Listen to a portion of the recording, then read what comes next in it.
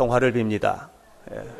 주님의 은혜가 오늘 예배하는 여러분 가운데 우리 모두에게 풍성하시기를 간절히 바랍니다.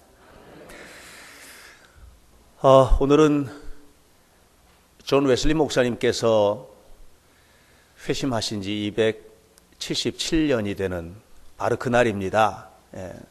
1738년 5월 바로 24일 오늘 저녁에 작은 한 집회소에서 하나님을 매우 구체적으로 뜨겁게 만나셨죠. 그리고 삶이 바뀌었습니다. 우리가 그동안에 지금 계속해서 하나님을 만난 사람들에 관한 이야기들을 나누고 있습니다. 주일낮에 성서 안에서 하나님을 만난 사람들의 이야기, 그들이 하나님을 만난 경험들은 매우 다르지만 하나님을 만났다고 하는 그 만남이 삶을 변화시켜서 하나님 나라를 만들어가는 데는 공통점을 가지고 있죠. 오늘 우리는 존 웨슬리가 만난 하나님, 그리고 하나님을 만난 웨슬리의 삶을, 그 삶의 여정을 함께 생각해 보려고 합니다. 사실 한 사람이 하나님을 만나면 그걸로 끝나는 게 아니에요. 하나님을 만나서 내가 변화가 되면 그냥 그렇게 변화되는 것으로 끝나는 게 아니에요. 그 사람이 관계한 모든 것들이 다 바뀌어요. 웨슬리 한 사람의 거룩한 변화는 그 당시 18세기 영국 교회를 바꿨어요. 영국 사회를 바꿨고요. 모든 것을 다 바꿔놓고 말아요. 오늘 우리가 하나님을 만난다라고 하는 것은 그냥 예수 믿는 사람이니까 하나님 한번 만나야지, 하나님 만나는 경험을 하는 것은 매우 중요한 일이야, 여기서 끝나는 게 아니에요. 하나님을 만난 내가 바뀌고, 내 가정이 바뀌고, 삶이 바뀌고, 다 바뀌는 거죠. 어떻게 바뀌느냐 하면 하나님이 기뻐하시는 모습으로 바뀌어지게 되는 것입니다. 해마다 요맘때쯤 되면 존 웨슬리 회심 기념 예배를 우리가 드리는데, 이렇게 존 웨슬리 회심 기념 예배를 우리가 드리는 게 어찌 생각하면 연례 행사거든요. 작년에도 했잖아요. 올해도 하고 내년에도 할 거거든요.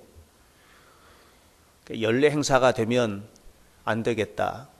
이 기념 예배를 드리는 것은 매우 중요한 일이지만 존 웨슬리의 경험, 그 하나님 만남의 경험이 나의 경험이 되는 그런 자리에 우리가 참여를 하고 함께 헌신을 해야지 되는 것입니다. 그래서 오늘 우리가 존 웨슬리가 만났던 하나님 경험에 관한 구체적인 얘기들을 함께 나누면서 그분의 경험이 나의 경험이 되도록 헌신하는 은혜가 있기를 축복합니다. 사실 우리가 이제 존 웨슬리의 회심 그러면 1738년 5월 24일 저녁 시간에 올드스게이트 거리에 있는 한 작은 예배 장소에서 하나님을 만난 이 웨슬리의 회심 경험, 그리고 그 이후에 그의 영적인 삶의 여정들을 생각을 하게 되지만, 웨슬리를 쭉 살펴보면 그는 두 번의 회심 경험을 가지고 있다고 저는 생각을 합니다. 존 웨슬리의 회심은 바로 지금부터 277년 전 바로 그날 마음속에 뜨겁게 찾아와 주셨던 하나님과의 만남, 그거 한 번만으로 이해될 수 있는 건 아니다는 것이죠. 존 웨슬리의 회심은 두 차례의 회심 경험이 있어요. 그 첫 번째 회심 경험은 웨슬리가 의지적으로 결단했던, 하나님의 뜻대로 살려고 의지적으로 결단하고 발버둥 쳤던 그 한 번의 의지적 경험이 있었고, 또 하나는 그의 의지와 상관없이 그를 찾아와 주셔서 그의 삶을 완전히 뒤집어 놓으셨던 하나님과의 영적 만남의 경험이 있었던 것이죠. 이 두 개가 연결선상에서 이해되지 않으면 웨슬리 회심은 이해될 수가 없습니다. 우리가 흔히 아무것도 안 하고 있다가 어느 날 갑자기 뭐 성령께서 찾아오셔가지고 확 바뀌었다라든가, 아니면 어느 부흥회 참석해서 은혜 받고 바뀌었다라든가, 아니면 뭐 기도원에 가서 은혜 받고 바뀌었다라든가, 그건 아니라고 보는 거죠. 진정한 회심의 경험은 뭐냐 하면 이미 시작된 거예요. 예를 들어서 기도원에 가서 내가 바뀌었다, 하나님 만났다, 그렇게 생각해 보십시다. 그러면 가고자 하는 마음, 가기 위해서 냈던 시간들, 그리고 가서 은혜 받으려고 발버둥 치고 기도했던 그런 모든 것들이 전되지 않고 어떻게 하나님과의 만남을 이해할 수 있겠느냐 말이에요. 그냥 뚝 떨어지는 것은 없다는 것이죠. 저는 오늘 여러분들과 함께 웨슬리가 경험했던 첫 번째 회심 경험, 의지적인 경험과 그의 두 번째 경험이 어떻게 연결되어지고 그 둘 속에서 인간이 얼마나 무기력하고 하나님은 얼마나 전능하신지에 대한 그런 이야기들을 함께 나누려고 합니다. 웨슬리의 첫 번째 회심 경험은 거룩한 삶을 향한 결단이었습니다. 거룩하게 살고 싶었어요. 예. 당시 18세기의 영국 사회는 매우 참담했습니다. 산업혁명 이후에 여러분 모든 게 그렇잖아요. 손으로 하던 거가 기계가 하니까 손으로 할 때는 10명이 필요하던 게 기계로 하면 1명만 필요하잖아요. 9명은 실업자가 되는 거거든요. 전 사실 하이닉스가 새로 공장을 건설을 크게 해서 기대도 많이 했는데 그렇게 크게 기대 안 하셔도 된다고 그러더라고요. 다 자동화래요. 그러니까 영국 사회가 산업혁명이 이렇게 이루어지게 되면서 그 이후에 농촌에서 일터를 잃고 삶의 자리를 잃어버린 사람들이 도시로 밀려든 겁니다. 우리나라 60년대, 70년대 시골에서 도시 가면 뭔가 좀 될 것 같아서 서울로 밀려들고 이렇게 도시로 밀려들어서 도시화가 확장됐던 것처럼 그렇게 왔어요. 오니 뾰족한 수가 있나요? 와도 여전히 어려운 거예요. 저는 제가 어려서 서울서 자랐기 때문에 서울서 자라면서 청계천 뚝방마을을 압니다. 그 사람들이 전부 다 시골서 뭔가 서울 가면 조금 좀 나은 삶을 살 것 같아가지고 서울로 온 사람들이거든요. 그렇게 왔는데 마땅히 와가지고 뭐 할 게 없는 거예요. 살 집도 마땅히 없는 거예요. 그래서 청계천 뚝방에다가 판잣집 하나씩 생겨난 게 뚝방촌이에요. 한번 불 나면 싹 다 타버려요. 뭐 어떻게 불을 끌 수도 없고 소방차도 못 들어가고. 그것이 18세기의 영국 사회였다라고 하는 것입니다. 도시에 빈민들이 생기면 뭐가 많아지죠? 범죄가 많아지겠죠? 범죄, 가난, 질병, 마음은 거칠고 폭력이 일상화되고 바로 그랬던 그런 사회가 바로 18세기의 영국 사회입니다. 그런데 바로 그때 웨슬리가 학교를 다녔어요. 웨슬리의 아버지 쪽 가문도 성직자의 가문이고 어머니의 가문도 성직자의 가문이에요. 모두 그런데 그냥 보통 성직자가 아니고 아주 탁월한 분들이었어요. 특별히 아버지는 성공회의 신부였기 때문에, 목사님이었기 때문에 여러 가지 가정적인 학문적인 배경으로 웨슬리는 옥스포드에서 공부를 하게 됩니다. 옥스포드 대학은 굉장히 지금도 유명하죠? 예. 그때도 아무나 갈 수 있는 대학이 아니에요. 열심히 공부를 했어요. 그리고 1725년 그가 옥스포드에서 이제 졸업을 해야 되는데 졸업한 후에 진로에 대해서 갈등을 겪게 됩니다. 나도 성직자가 되어야 될 것인가? 아니면 다른 무언가를 해야 될 것인가? 이런 갈등들이 있어요. 그런 갈등들이 웨슬리는 우리가 손바닥 들여다보듯이 다 알 수 있는 게 뭐냐면 일기에 다 남겨놨어요. 그러던 어느 날 학교에서 일을 보는 한 사람을 만난 겁니다. 우리식으로 말하면 수위 아저씨를 만난 거예요. 너무 남루하고 더러운 옷을 입고 옥스포드라고 하는 이 학교의 가치에 맞지 않게 너무 더럽고, 그래서 그 수위 아저씨한테 말했습니다. 가서 옷 좀 깨끗한 것으로 갈아입고 오라고 이 젊은 웨슬리가 말한 겁니다. 그랬더니 이분에게서 전혀 뜻밖의 얘기가 나오는 거예요. 옷이라고 하는 것은 이것 한 벌밖에 없어서 갈아입을 옷이 없습니다. 그런데 이것만이라도 주신 하나님이 얼마나 감사합니까? 그러는 거예요. 너무 깜짝 놀랐어요. 그리고 보니까는 얼굴을 보니까 이 사람이 제대로 먹지도 못한 것 같아서 어떻게 오늘 음식은 좀 먹었습니까? 그랬더니 이분이 대답을 합니다. 오늘 하루 종일 물밖에 먹은 것이 없지만 물이라도 먹은 것이 하나님 앞에 감사하다는 거예요. 대화를 나누는 내내 이 남루한 옷을 입은 가난한 수의 아저씨의 입에서 불평스러운 말은 단 한마디도 안 나오는 거예요. 계속해서 감사하다는 거예요. 그래서 나중에 웨슬리가 말합니다.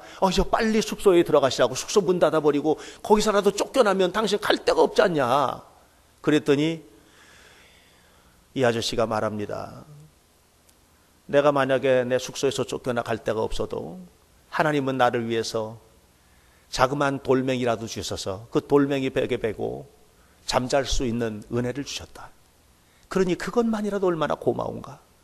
그런데 이분의 마음속에는요, 하나님에 대한 감사는 넘쳐나는 거예요. 웨슬리가 충격을 받습니다. 그리고 내가 알지 못하는 믿음의 세계가 있다는 것을 느끼게 되는 거예요. 존 웨슬리가.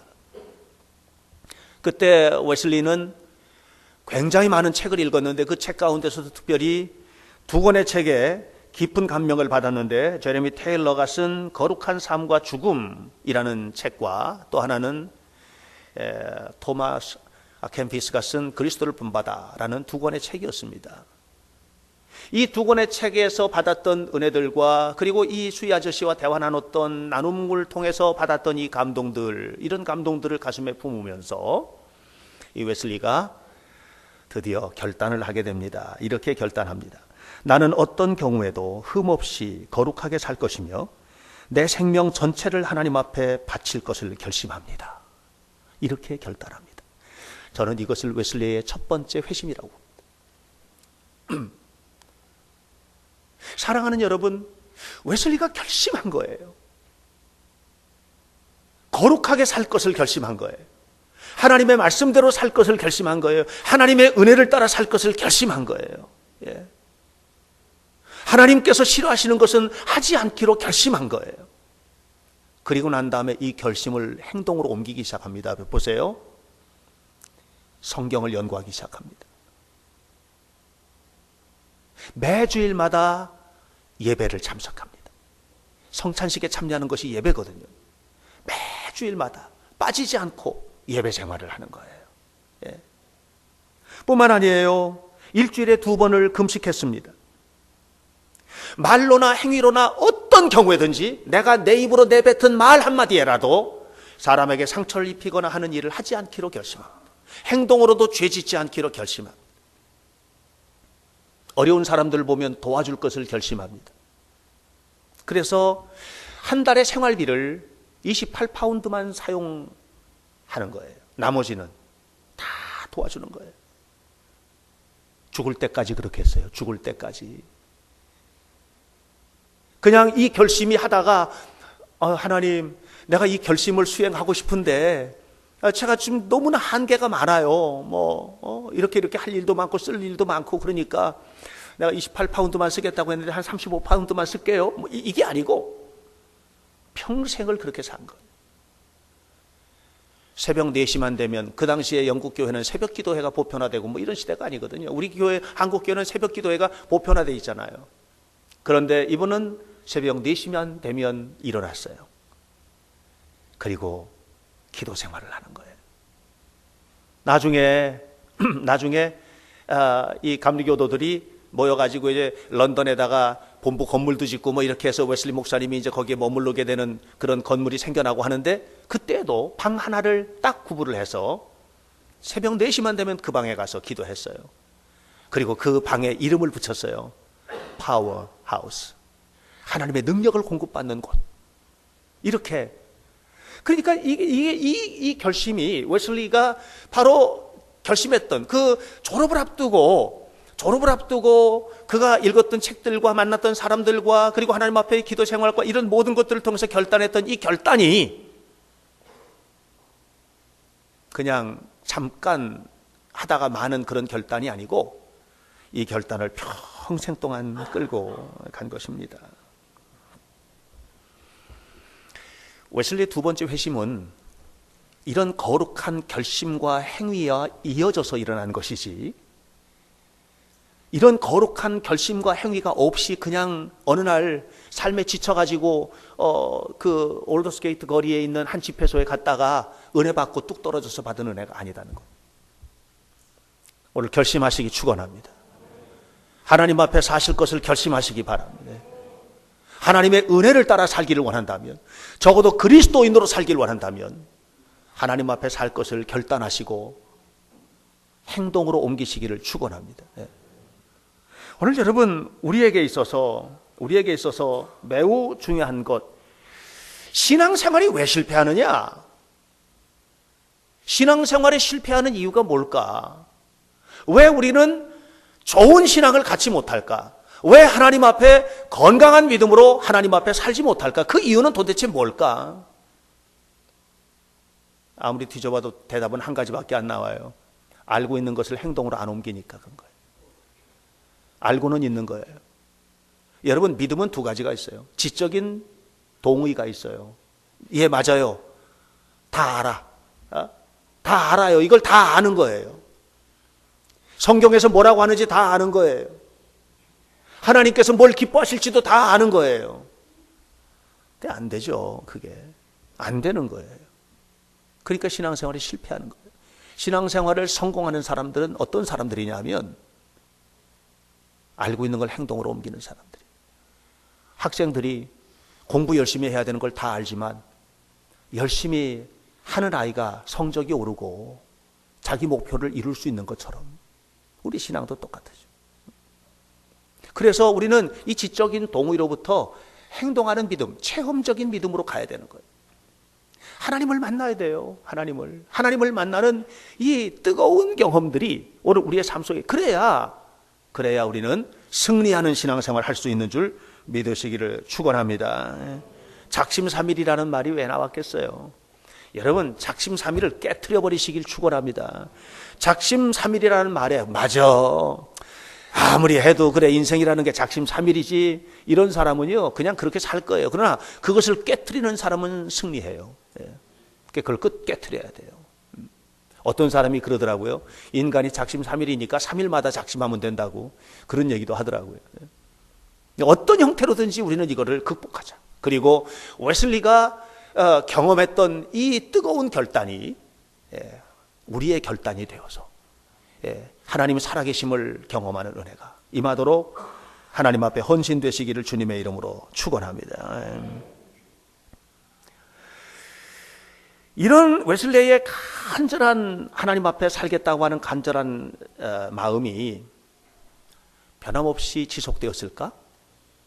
행위로는 그랬어요. 행위로는 그랬단 말이에요. 행위로는 변함없이 지속되었어요. 그런데 웨슬리 일기를 살펴보고 또 웨슬리 전기나 또 웨슬리에 대한 연구된 것들을 보면 실제로는 그렇지 않은 것을 보게 돼요. 다시 바꿔 말하면 행위로는 열심히 했어요. 착한 사람들, 어려운 사람들을 도와줘요. 도와주는데 기분 나쁜 거예요. 아니, 도와주면서도 이게 좀 기쁜 마음으로 줄 수 있게 상대방도 좀 했으면 좋겠는데 상대방이 도와주는 내 마음도 모르고 불쾌한 거예요. 도와주면서 불쾌한 거예요. 이런 감정을 느끼는 거예요. 웨슬리가 자꾸만 믿음으로 살려고 하는데 믿음 없는 나의 모습을 자꾸만 발견하는 거예요. 그러니까 행위로는 계속해서 해요. 정말 열심히 해요. 그런데 내면적으로는 그게 아닌 거예요. 사도 바울이 로마서에서 고백합니다. 내가 정말 하나님 뜻대로 살고 싶은데 내 안에서 또 다른 내가 나를 사로잡아 오는 것을 보는도다. 오호라 나는 곤고한 사람이로다. 누가 나를 이 사망의 몸에서 건져내랴. 웨슬리가 그랬던 거예요. 웨슬리가. 사실 여러분, 의지로만, 결심으로만 세상을 산다고 하면 기독교인보다 훨씬 잘하는 사람들 많습니다. 제가 일전에도 한번 소개했던 성철 스님 같은 경우에도 8년 동안 장좌불화 했잖아요. 불화가 뭐예요? 불화, 눕지 않는 거거든요. 장좌, 앉아서 잠도 앉아서 자고, 안 눕는 거예요. 8년 동안이나 그런 일을 했어요. 여러분, 무서운 사람이에요. 대단한 인물이에요. 의지가 아주 강해요. 그런 사람들은 얼마든지 있어요, 세상에. 그러나 여러분, 신앙생활이라는 것은 의지만 가지고 하는 게 아니에요. 신앙생활은 뭐냐면 내면을 하나님 앞에 맡기는 거예요. 내 안에 하나님이 계셔야 돼요. 예수님 만나셔야 되는 거예요. 예수님 만남의 경험, 내 마음이 뜨거운, 설교를 듣다가 내 마음이 뜨거운 경험을 하셔야 돼요. 기도하다가 뜨겁게 하나님 만나는 경험을 하셔야 되는 거예요. 오늘 찬송을 불렀어요. 임내 찬송도 부르고 보혈의 찬송도 부르고 불렀어요. 이게 전부 다 찰스 웨슬리가 작사 글 쓰신 것들이에요. 찰스 웨슬리의 찬송을 했어요. 요한 웨슬리의 동생이에요. 존 웨슬리의 동생. 저는 이 찰스 웨슬리의 찬송을 보면은요, 그냥 보혈의 은혜가 흘러요. 모든 찬송 속에, 그 속에 인간의 가능성이 아니고 인간의 의지가 아니라 하나님의 은혜가 그 속에 그냥 배어 있는 거예요. 우리 그렇게 살아야 되는 거 아닌가? 웨슬리 너무 자주 흔들렸어요. 인간이니까요. 그런데 중요한 게 있어요. 흔들렸지만 변하지 않았어요. 마음속에 갈등이 있었어요. 이걸 해야 되나? 그런데 했어요. 이렇게 예배해가지고 되나? 근데 예배했어요. 그냥 깊이 기도를 하면서 하나님 앞에 나아가길 원하지만, 그러나 자꾸만 또 무너지지만 그래도 새벽마다 일어나서 기도한 거예요. 누구를 도와줄 때 도와주는데 손이 부끄러울 만큼 수치를 당하기도 하고 속상한 일도 있고, 이걸 왜 이게 도와주는 게 이게 마땅한가? 이런 갈등도 겪었지만 그래도 도와줬어요. 웨슬리의 1738년 5월 24일의 경험은 이와 같은 웨슬리의 뜨거운 하나님을 향한 변함없는 결심과 끊임없는 신앙생활과 하나님 앞의 헌신이 전제되지 않으면 이해할 수 없는 거예요. 하루아침에 된 것이 아니에요. 웨슬리는 정말 열심히 하나님 앞에 살았던 사람이에요. 부모님이 그렇게 길렀어요. 그의 어머니가 특별히 그렇게 길렀어요. 그는 최선을 다해서 하나님 앞에, 대학에서는 대학 생활을 하면서도 홀리클럽이라는 단체를 만들어서 거룩한 경건의 운동들을 일으키기도 했어요. 정말 열심히 믿어보겠다고 미국에 2년 동안 선교사로 가가지고 열심히 선교 활동, 그냥 보통 한 게 아니고요, 열심히 한 거예요. 열심히. 그냥 보통 한 게 아니고 열심히. 신앙인이라면 이렇게 살아야지 하는 것을 최고로 열심히 그렇게 한 거예요. 근데 마음에 평화가 없는걸요. 마음에 평화가 없으면 우리 어떻게 해요? 내려놔버리죠?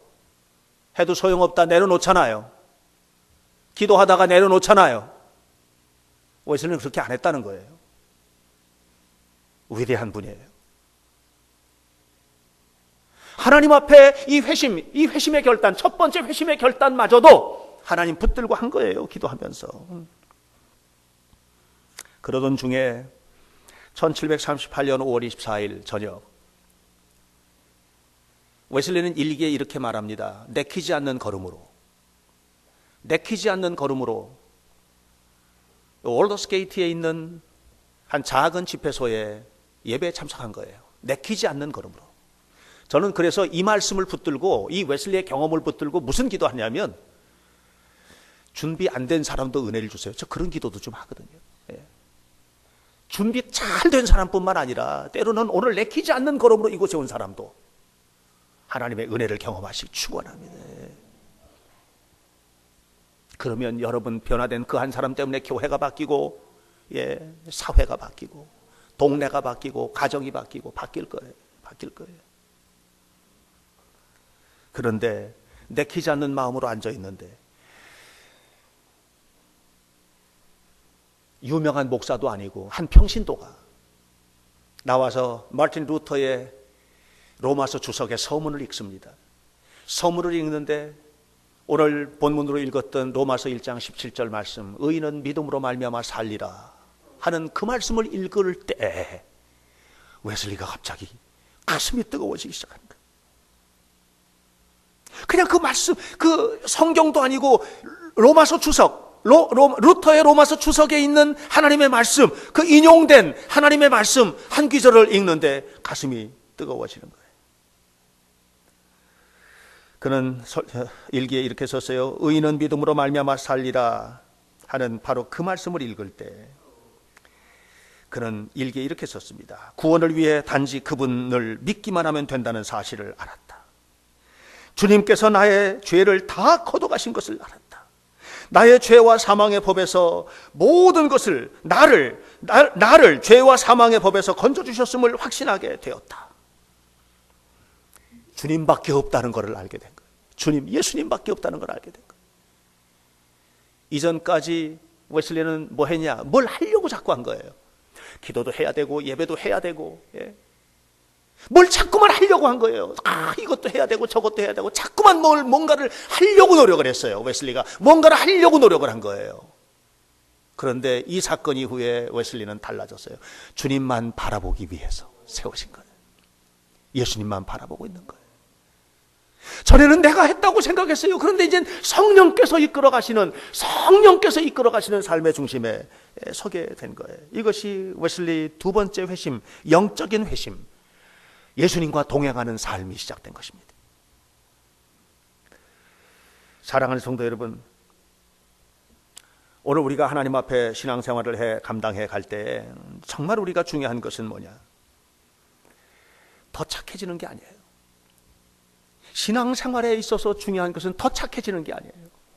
예수님 만나면 더 착해지는 거예요. 웨슬리가 이렇게 하나님 만나고 난 다음에, 주님을 경험하고 난 다음에 더 착해진 게 아닙니다. 더 열심히 일했어요? 그게 아니에요. 단지 하나예요. 그 다음날 아침에 눈을 떴는데 너무 행복한 거예요. 눈을 떴는데 너무 좋은 거예요. 그냥 나도 모르게 예수님이 고백되는 거예요. 그 이후에 그가 살았던 행복한 신앙생활은 말로 다 할 수가 없습니다. 얼마나 행복한 신앙생활, 목회사역, 거룩한 선교사로서의 삶을 살았는지 모릅니다. 자, 보세요. 얼마나 행복했는지 보세요. 한 번은 그가 런던 동북 쪽에 있는 웬즈베리인가? 제가 지금 이름이 금방 생각이 안 나는데 그 지역에서 복음을 전하고 나오는데 웨슬리가요, 이렇게 막 복음을 전하니까 가는 곳마다 난리가 나는 거예요. 어떤 사람들은 통곡을 하면서 울고 자기 죄를 고백하고, 어떤 사람들은 죄를 고백하다가 실신해서 쓰러지기도 하고, 이런 일들이 벌어졌어요. 그러니까 어떤 일이 벌어졌겠어요?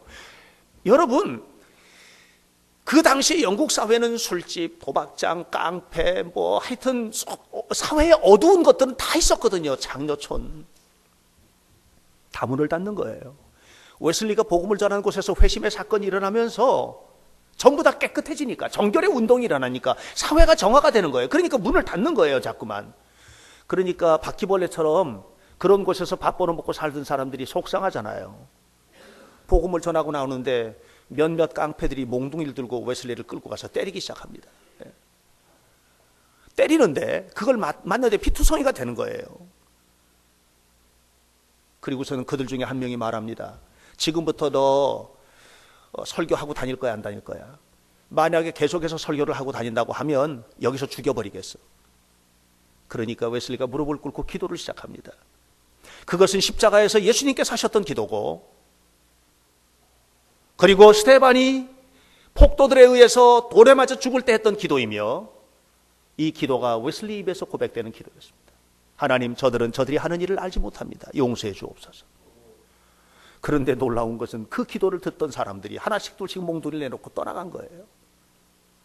여러분, 웨슬리가 경험했던 행복은 뭐냐면 주님과 동행하는 행복이었지 고난이 없는 행복이 아니었던 것이에요. 오늘 우리는 고난이 없는 것을 행복으로 여겨요. 그래서 고난 없는 십자가를 지려고 해요. 오늘 우리 한국 교회가, 아니 세계 교회가, 오늘 믿음의 사람들이 고난이 없는 십자가, 고난이 없는 신앙, 이것을 보네포는 값싼 은혜라고 얘기했어요. 가치 없는 믿음, 값싼 은혜. 오늘 우리는 그런 삶을 살아서는 안 된다는 것이죠. 웨슬리는 너무 행복했어요. 주님을 위해서 지극히 당연한 대가를 지불하는 것에 행복했어요. 하나님 앞에 감사했어요. 네. 그래서 새롭게 된 인간, 새롭게 된 교회, 새롭게 된 사회, 이것이 바로 웨슬리 복음 운동이, 회심 이후에 웨슬리의 운동이 이루어낸 영국 사회입니다. 존 웨슬리는 회심을 경험한 후 51년 동안의 사역을 감당하셨습니다. 88세에 돌아가셨는데, 그런데 그분이 88년, 그러니까 51년 동안 뭐 했느냐 하면 하루에 3번씩 설교했어요. 42,000번이 넘는 설교를 하셨어요. 그냥 설교가 모여가지고, 여러분 그냥 집에 모여가지고 속회 식구들이랑 모여서 하는 그런 설교가 아니에요. 옥외 설교죠. 뜨겁게 설교하는 겁니다. 그리고 옮겨서 또 설교하고 또 옮겨서 또 설교하고. 이렇게 설교를 했습니다. 그분은 평생 동안 말을 타고 다니면서 온 영국을 누벼 다니고 하나님의 복음을 전했는데, 그가 말을 타고 다녔던 거리가 환산해 보니까 지구를 말 타고 10바퀴를 돈 거리라고 합니다. 그렇게 뜨겁게 하나님의 복음을 전했던 것입니다. 사실 쉬운 일이 아니잖아요. 여러분, 결심으로 가능한 일이 아니에요. 결심은 매우 필요해요. 건강한 신앙생활을 위해서. 그러나 결심을 뛰어넘는 만남이 있어야 돼요. 이 만남은 우리 주님과의 만남입니다. 이 주님과의 만남. 웨슬리는 옥스포드 교구의 책임자였습니다. 성공의 신부였거든요. 목사였어요. 당시 성공회에서는 자기가 맡아 있는 교구 밖에는 복음을 설교를 못하도록 했어요. 웨슬리가 자꾸만 밖에 나가가지고 설교하고 동네에서 설교하고 그러고 다니니까 성공회에서 하지 말라고 그랬어요. 그때 웨슬리는 유명한 말을 합니다. All world is my parish. 세계가 나의 교구다. 나의 교구는 옥스포드뿐만이 아니다. 나는 가는 곳마다 복음을 해요. 세계가 나의 교구다. 한 번은 어떤 분이 와서 말했습니다. 목사님, 천국 가면 감리교인들이 참 많겠군요. 장로교인들은 혹시 없을까요? 웨슬리가 말했습니다. 천국에 가면 감리교인도 없고 장로교인도 없고 주님을 지극히 사랑하는 사람들만 모여 있다고요. 어느 날 어떤 사람이 웨슬리에게 물었습니다. 목사님께서 이렇게 열심히 하셔서 큰 일을 이루시는데 목사님이 돌아가시고 나면 이 일은 어떻게 합니까? 그때 웨슬리는 또 말합니다. 하나님은 그의 사랑하는 종을 땅에 묻으신다. 그러나 그의 일은 계속하신다. 사람으로 하는 일이 아니라는 것이죠. 88세가 되어서 그가 숨을 멈추고 영원한 안식에 들어가게 됩니다. 마지막 사랑하는 사람들이 웨슬리 목사님의 침대 곁에 둘러 모여 있을 때 그는 마지막으로 이렇게 말합니다. 세상의 그 어떤 것보다도 가장 좋은 것은 하나님이 사랑이라는 것입니다. 라고 이렇게 이야기를 했습니다. 하나님이 나와 함께 계신다는 것입니다. 세상의 그 어떤 것보다도 좋은 것은 하나님이 우리와 나와 함께 하신다는 것입니다. 사랑하는 성도 여러분, 그 하나님이 우리와 함께 계시는 것을 믿으시기를 축원합니다. 여러분, 웨슬리 회심, 어느 날 영적으로 강렬하게 임했던, 마치 초대교회 마가다락방에서 임했던 성령의 역사와 같은 뜨거운 회심을 여러분 기억하고 계신다면, 웨슬리가 하나님 앞에 결심하고, 그 젊은 웨슬리가 결심하고 건강하고 은혜롭게 살기 위해서 마음속에 결단하고 내 마음을 하나님 앞에 바치고 그 어렵고 힘든 가운데서도 끊임없이 그 일을 감당하려고 노력했던 이 웨슬리의 결단을 잊어서는 안 됩니다. 저는 여러분들이 그 결단의 사람이 되시기 바랍니다. 그리고 어느 날 생각지도 못했던 곳에서, 예기치도 못했던 방법으로 내 생각을 초월해서 나를 찾아와 주시는, 그래서 내 마음을 주님으로 가득 채워버리는 성령의 은혜를 경험하시기를 축원합니다. 그것이 웨슬리안들이에요. 그러면 우리는 하나님의 일을 감당하면서 세상을 살게 되는 것이죠.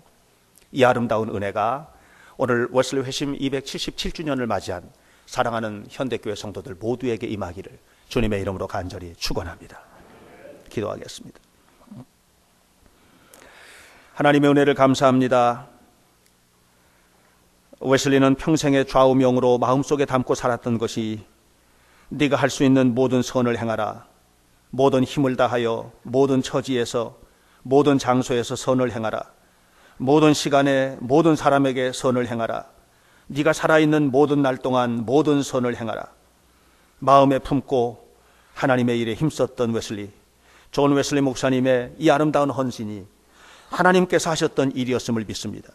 하나님께서 그를 통해서 일하셨음을 믿습니다. 오늘 하나님 이곳에서 예배하는 사랑하는 성도들 한 사람 한 사람을 붙잡아 주시고 저들을 통해서 일하시고 저들의 거룩한 사역들이 하나님 앞에 아름답게 인정받게 하여 주옵시며 뿐만 아니라 이를 통해서 하나님 앞에 아름다운 복을 받고 평안의 은혜를 누리는 성도들이 되게 하옵소서. 우리 주 예수 그리스도 이름으로 기도하옵나이다. 아멘.